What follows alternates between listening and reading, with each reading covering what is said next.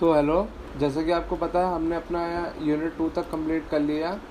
ये आपका political science का जो सब्जेक्ट है, जीई का इंट्रोडक्शन टू इंडियन कॉन्स्टिट्यूशन, ये हम दोनों कंप्लीट कर चुके हैं। आज हम थर्ड करेंगे फंडामेंटल राइट्स। इसके नोट्स ये रहे, ठीक है। आज हम इसका पूरा 11 चैप्टर बिल्कुल ख़त्म कर देंगे। तो मैंने आपको इतना यूट्यूब चैनल और व्हाट्सअप, अगर आपको नोट्स चाहिए और अगर आपको वीडियो नहीं देखनी, अगर आप सिर्फ नोट्स पढ़ के जाएंगे तो आपको और कुछ करने की ज़रूरत नहीं है, ठीक है। चलिए स्टार्ट करते हैं। Introduction to Indian constitution, what are fundamental rights, ठीक है।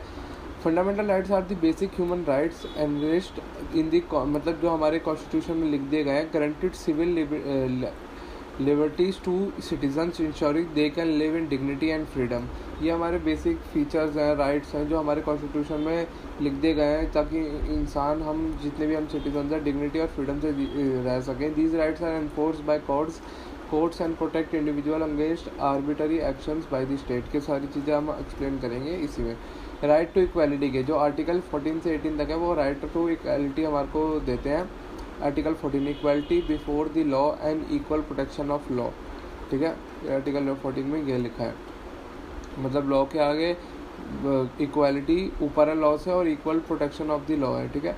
Article 15, prohibition of discrimination on grounds of religion, race, caste, sex और place of birth. Article 16, equality of opportunity in matters of public employment, मतलब equality मिलेगी आपको इसमें, मतलब public employment में कोई आपकी जातिवाद नहीं देखी जाएगी, ऐसी आपको इक्वालिटी मिलेगी।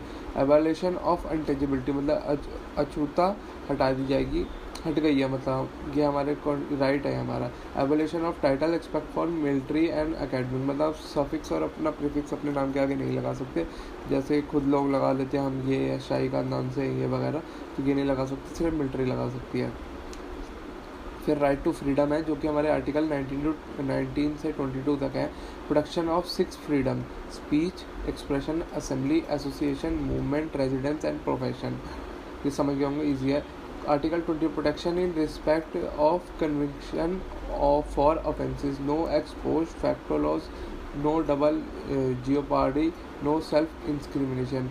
Respect of conviction for offences, मतलब कोई आपका कोई फैक्टर जिसमें आपको सपोर्ट नहीं करेंगे, जो लॉ है वो सबके लिए बराबर है। Protection of life and personal liability, ठीक है, इजी है।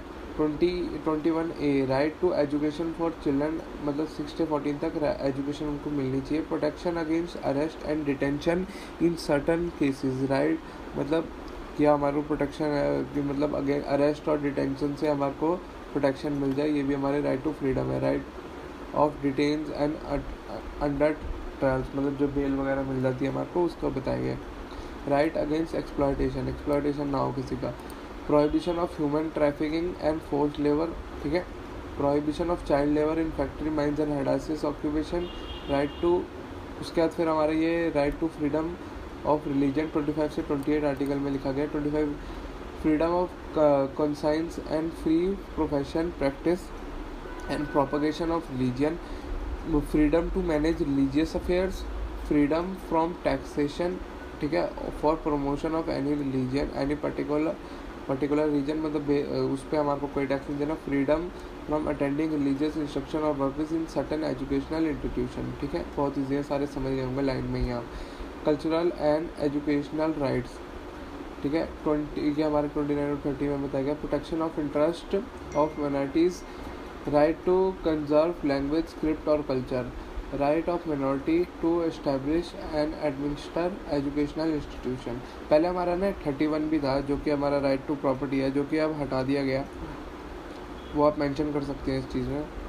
अब हम 32 पढ़ेंगे, right to constitutional remedies, the right to move, ये वही जो मैंने आपको बोला था, बाद में समझाऊंगा, ये वाली चीज़ थी। Right to move the supreme court for enforcement of fundamental rights. The Supreme Court and the High Court can issue writs such as habeas corpus, mandamus, prohibition, quo and warranto, ठीक है। ये सारी चीज़ें हमारे को, मतलब हमारे को दिया, हम सीधे सुप्रीम कोर्ट में जा सकते हैं अगर हम अपनी पावर को एक्सरसाइज नहीं कर पा रहे सही से। इंपॉर्टेंस ऑफ फंडामेंटल राइट्स, ये सारे राइट्स हैं, ये आपको मतलब इनमें से याद करना क्या ईजी है, पता है, बेसिक है। Protection of individual liabilities, equality and non-discrimination, safeguards against state power, promotion of social welfare, cultural and educational rights हैं सबके पास। फाउंडेशन ऑफ डेमोक्रेसी, हमारा देश डेमोक्रेटिक कंट्री है। इंटरनेशनल सिग्निफिकेंस है, ठीक है, ये इंपॉर्टेंस है आपकी फंडामेंटल राइट्स की। सोशल इकोनॉमिक डेवलपमेंट है सबकी, ठीक है। उसके बाद फिर ये जो क्रिटिज़म है, मतलब हमारे को अब हम कैसा फील करते हैं, मतलब क्रिटिज़म है इसका, क्या सही से एक्सरसाइज नहीं हो पा रहे फंडामेंटल राइट। एम्बिगिटी एंड वैगमेंट्स, मतलब ये सही दिखाने में तो बहुत बड़ा है पर अच्छे से फॉलो नहीं कर पाते। रिस्ट्रिक्शन एंड लिमिटेशन है, काफ़ी सारी लिमिटेशन है इसकी। कॉन्फ्लिक्ट, मतलब डायरेक्टिव प्रिंसिपल, मतलब ये कुछ चीज़ों में बोलते हैं और खुद ही चीज़ वो एक्सरसाइज नहीं कर पाती गवर्नमेंट, मतलब गवर्नमेंट ही उस हमारे वो हमारे को राइट नहीं दे पाती अच्छे से। सोशल एंड इकोनॉमिक राइट्स हमारे बराबर नहीं है सबके, पता ही आपको। जुडिशियल डिस्प्लेज है, सस्पेंशन ड्यूरिंग एमरजेंसीज है। इम्प्लीमेंटेशन, मतलब सही से फॉलो नहीं हो पा रहे रूल। तो चलिए इसके याद आपका ये भी ख़त्म हो चुका है। अब हम अगली क्लास में करेंगे unit 4 obligation of state and duties. अगर आपको सिर्फ नोट्स पढ़ने हैं, ठीक है, नोट्स आप मेरे व्हाट्सएप से मेरे से मांग सकते हैं, मैं आपको प्रोवाइड करवा दूँगा, ठीक है। आपको वीडियो देखने की ज़रूरत नहीं है अगर आपने नोट्स पढ़ लिए। थैंक यू, वीडियो देखने के लिए धन्यवाद।